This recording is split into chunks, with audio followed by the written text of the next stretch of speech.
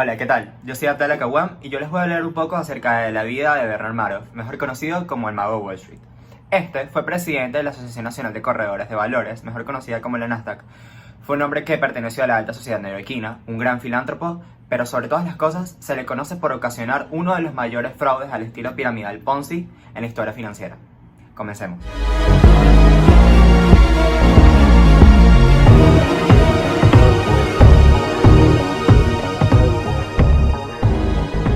Bernard Lawrence Madoff, mejor conocido como Bernie, nació en Queens, Nueva York, el 29 de abril de 1938. Este protagonizó la mayor estafa estilo Ponzi de todos los tiempos. Esta estafa duraría cerca de 20 años y entre sus víctimas se encontrarían algunas de las personas e instituciones financieras más ricas de todo el mundo. Todo comienza en 1960, cuando Bernie crea su propia correduría bursátil llamada Bernard Madoff Investment Securities, cuando apenas contaba con 22 años de edad. Esta compañía se convertiría en leyenda al ser una de las 5 firmas bursátiles impulsoras del índice tecnológico Nasdaq en sus comienzos. Este protagonismo llevó a Bernard Madoff a ser presidente de la junta directiva y en su director del mercado de valores. El índice tecnológico Nasdaq es una de las bolsas de comercio electrónico de acciones más importantes del mundo, junto al índice industrial Dow Jones y el Standard & Poor's 500. Llegar a ser presidente del Nasdaq será parte fundamental de esta historia, por el prestigio que esto representó, convirtiéndolo en una de las figuras más importantes de Wall Street. Sus operaciones en Wall Street eran las más frecuentes que se pueden realizar allí, en los mercados financieros, actuando por ejemplo como market maker de acciones a través de su casa de bolsa donde estaban la mayoría de sus empleados y como gestor de fondos de su inversión y hedge funds a través de su área de investment advisor. Para entender este crimen más de fondo, tenemos que entender algunos conceptos básicos dentro de este mundo financiero, como son el que es una correduría bursátil, que son los intermediarios de los mercados financieros encargados de ejecutar las operaciones de compra y venta de sus clientes de todo tipo de activos financieros.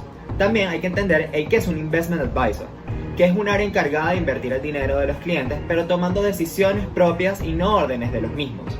En el caso de Madoff, solo podías invertir dinero a través de él, usando su área de investment advisor, y si eras rico o si eras un gran banco o una institución financiera, la compañía de Madoff era la única que recibía el dinero de sus clientes particulares, bancos, aseguradoras y hedge funds, y los invertía en acciones y en opciones de compra sobre las mismas acciones, una estrategia que según él le había permitido otorgar rendimientos anuales entre el 10 y el 12%.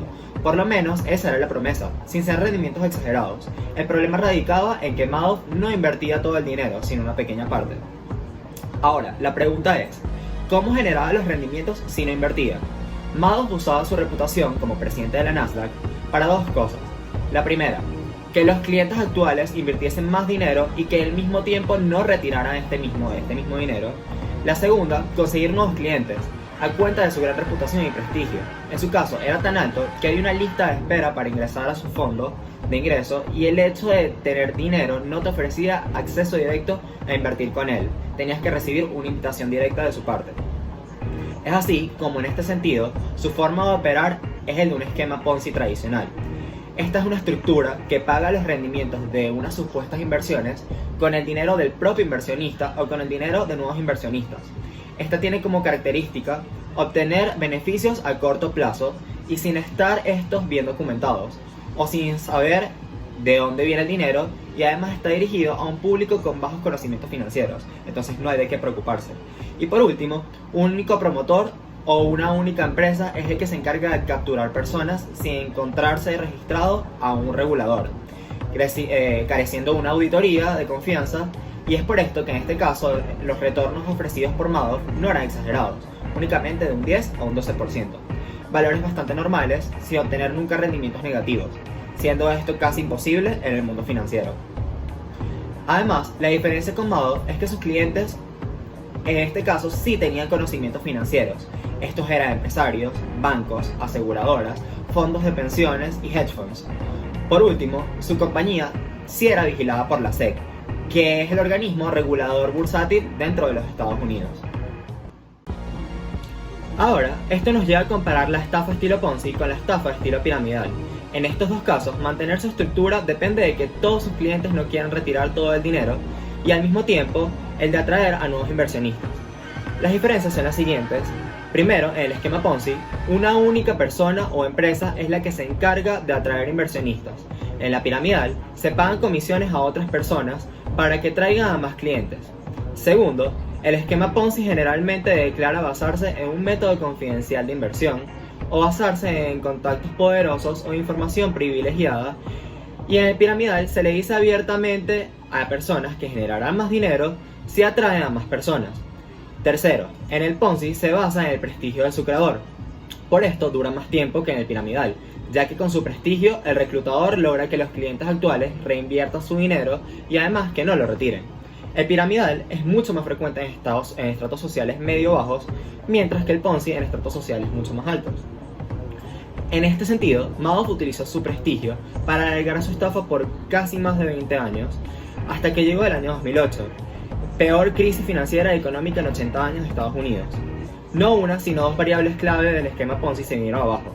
Los clientes no querían invertir más dinero y además querían retirar el capital al mismo tiempo, y era lógico, ya que cuando la bolsa cae, todo el mundo necesita dinero para reforzar sus posiciones apalancadas y sus inversiones en otra parte. Al mismo tiempo, en el momento del pánico bursátil, es difícil conseguir personas que quieran invertir. Para finales de 2008, Madoff Investment enfrentó retiros por casi de 7 mil millones de dólares y su saldo en efectivo era de solo 300 millones de dólares. Al ver que la situación ya era complicada, Madoff decidió repartir bonos entre sus empleados y sus hijos por un valor de 100 millones de dólares. Sus hijos no sabían nada y no les parecía muy lógico la magnitud de estos bonos que hacían sus padres. En un momento en el que el sistema financiero estaba colapsando, Madoff no tuvo otra que revelarle a sus hijos que llevaba 20 años operando como Ponzi. Sus hijos, al enterarse, llamaron al FBI y esa misma noche Bernard Madoff fue llevado a las autoridades. Y es así como el 29 de junio de 2009, un año después, un juez federal lo condenó a 150 años de cárcel. Finalmente, luego de 20 años, vemos como el imperio de estafas, engaños y fraudes de Bernard Madoff llega a su fin, siendo este delatado por sus hijos y este encontrándose frente a los juzgados, en donde se le acusan de cargos como son fraude bursátil, fraude postal, fraude electrónico, fraude en asesoramiento de inversiones, perjurio, declaraciones falsas, apropiación indebida, engaño al supervisor bursátil y además 3 cargos de blanqueo de dinero. El juez no tuvo de otra que darle 150 años de cárcel, en donde los pagaría en Carolina del Norte y donde no podría ver a ninguno de sus familiares y personas queridas.